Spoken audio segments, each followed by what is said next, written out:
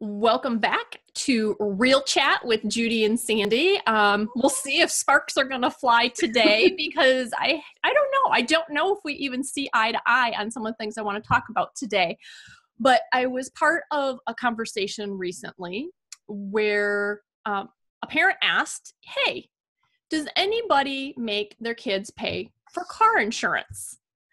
And so I wanted to kind of go to that place of discussing teenagers not getting their license piece. I mean, yeah, okay, they get their license, but that idea of, okay, they got their license. Now what happens with the car?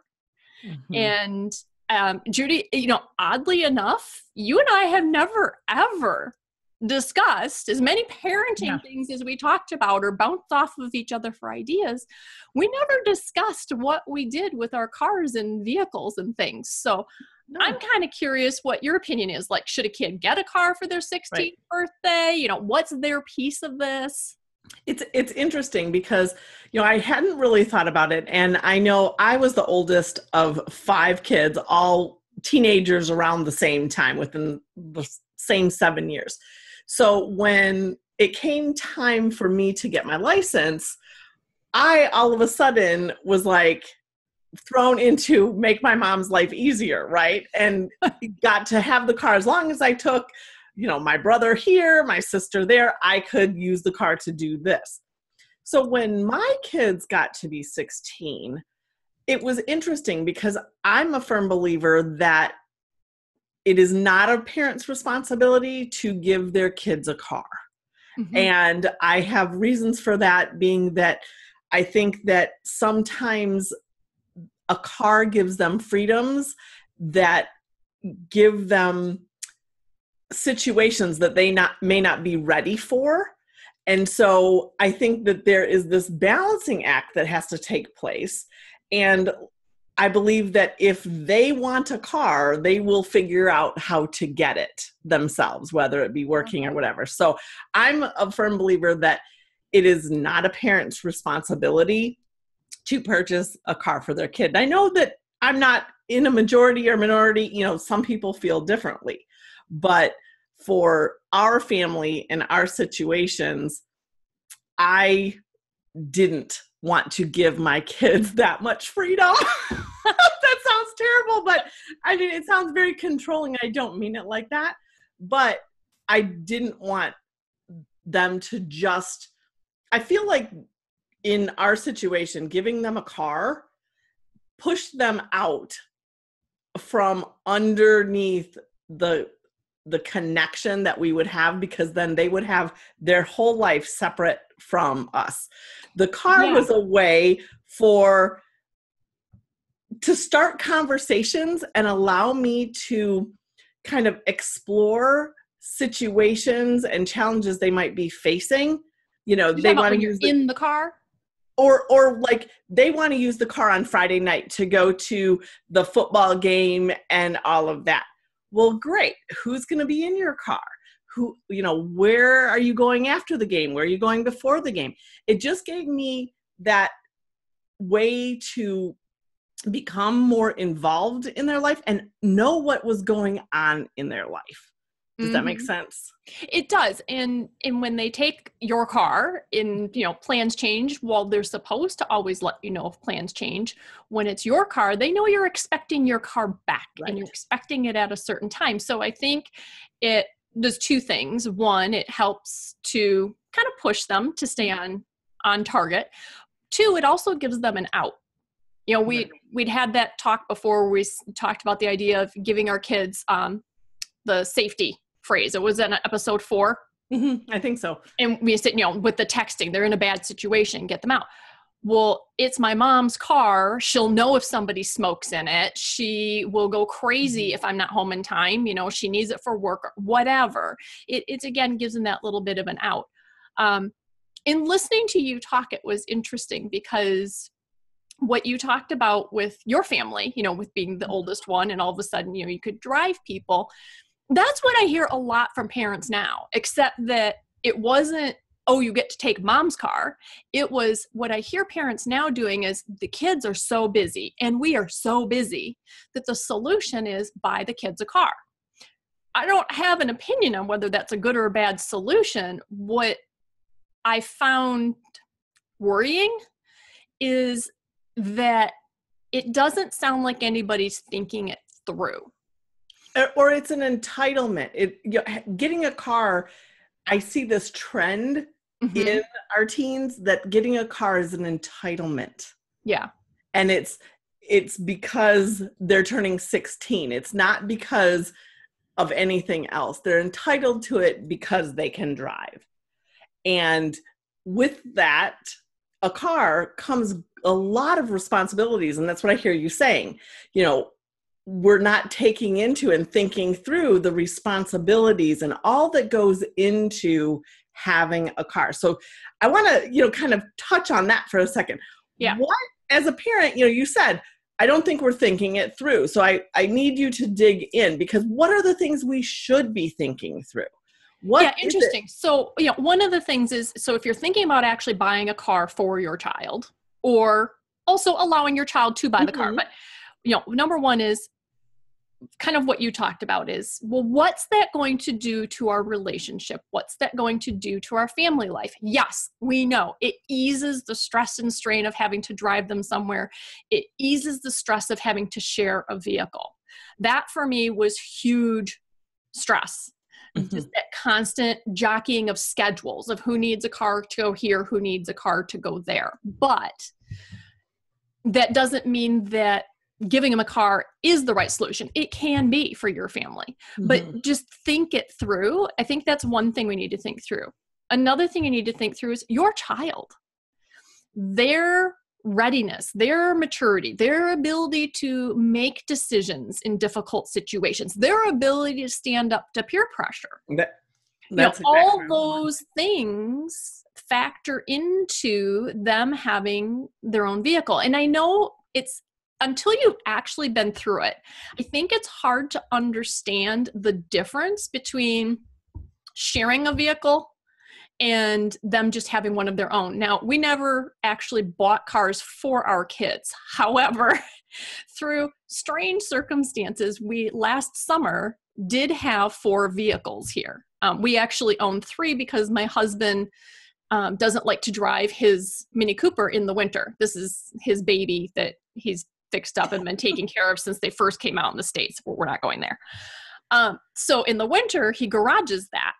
So during the summer, we do have a 3rd car that we used to put that into storage during the summer and then switch. Well, we went, 4 adults working out of the same household. We need the extra vehicles. Well, then we had the ability to use a family member's vehicle that we didn't realize they were not going to need. So if they said, hey, with the kids coming home for summer, we're not using this. If you guys would like to, feel free. So that's the first time we've had 4 of us and 4 vehicles. And there was a lot of what you said, Judy, there was a lot of losing touch. And there were definitely times with certainly my younger daughter where she was just gone so much more than she would have been if she'd had to ask me about taking a car or taking my car. And so I think we lost some connection. Now, it eased the stress. It eased the strain of scheduling. And I appreciated that. The other thing that it did actually help with on the plus side is we went, okay, this is your vehicle. You take care of the maintenance. You put the gas in it. If you're going to switch vehicles because, the kid who's working right around the corner took the one that was 20 years old that you wouldn't drive across state, then you guys figure out how to deal with the gas, fill up the car before you give it to them, give it back with a full tank. So they got that responsibility also of owning a car. In the past, we've done different things. What we did with the kids in the summers is the only time they were employed during high school, but we made them figure out the mileage and then pay us for gas for going to work because we knew they had income to pay for it. And we didn't want to totally tap them out. And they were vehicles that we owned anyway, we're paying insurance on anyway and all that. But we looked at it and said, how can we make them take some responsibility for having the privilege of having a vehicle to drive? Well, and I think you hit on a key thing. It's, it doesn't matter if you choose to purchase your child a car or you decide that you'll let them use yours in different things. What I'm hearing you say is make sure that they understand it's a privilege, not a right. And with privileges come responsibilities, whether it's you have them pay for insurance or gas or maintenance, whatever it is that you choose in your family that works is great. I think back to when I was driving and I worked every weekend, and there were often parties that I would end up coming late to.